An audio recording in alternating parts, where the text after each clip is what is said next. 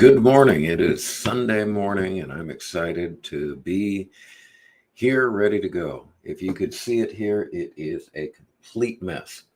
I've unloaded every single cable and device that we've stored over the past 6 years. Some of the boxes were boxes that we moved from um, our location over in Cohoes. And when COVID hit, we kind of packed up, we remodeled here, we reconfigured and did things better and in a way that I'm very proud of.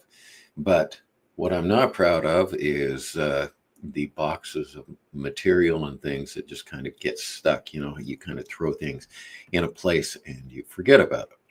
And some of it's very useful. It's like you keep buying something that you already have 20 of.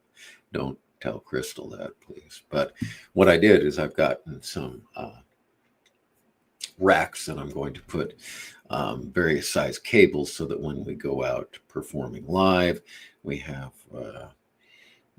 either our performance groups, our bands, our ballet, or our students out, that I can grab the appropriate equipment quickly so that I'm not spending half a day prepping and then rebuilding our studio, because we don't have the resources to have multiple mixers for and systems for both our studio and our performances. So some of the equipment is used interchangeably, but the real secret sauce in that is the cabling.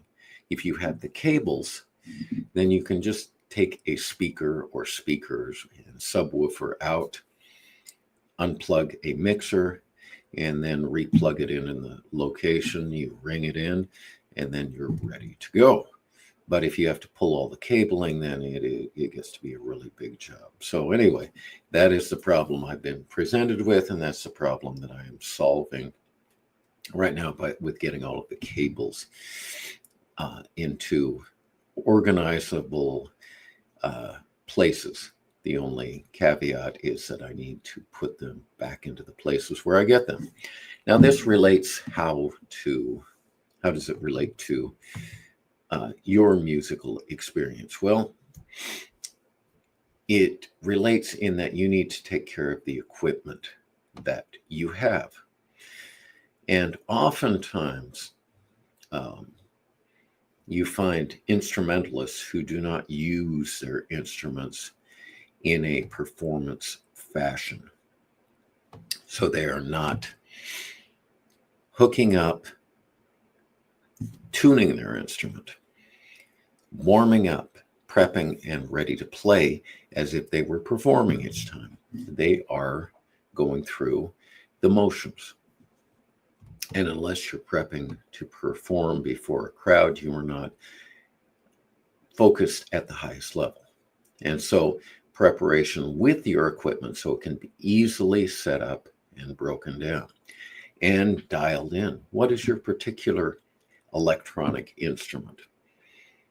You know, what are the components of that? Vocalists don't often think about it, but from the moment that the sound, you work so hard getting that sound just perfect as it comes out of your mouth, and then you've got a microphone. What effects are on the microphone? How is that EQ'd? What type of speaker does that come through? How do you want it presented to the audience? That's part of your job as a vocalist. And as a guitarist, it is the effects. And do the effects really match what you are planning on doing? And too often you have guitarists who don't even bother tuning up. I get after our youth guitarists all the time. They say, well, I tuned up last week and I'm sure it's fine. And it's like, no, it is not. Tune your instrument. And then we all sound like we're playing the same musical scale. So remember that. Prep your area. Make sure that you have no psychological barriers to you jumping in and focusing 100%. All right, I'm excited for today and this week and the new year. We've got a lot of cool things coming up, and I've got some quotes. So, Seneca, luck is what happens when preparation meets opportunity. Benjamin Franklin, energy and persistence conquer all things. Abraham Lincoln, the best way to predict your future is to create it. And remember that. What future do you want? Don't let it happen accidentally. You deserve to have the future that you desire to create. Get on it. And Angela Duckworth, enthusiasm is common, endurance is rare. Do it every day, even if it's just a little bit. And I'm going to be right there with you. It's good to see you again, and I will see you tomorrow.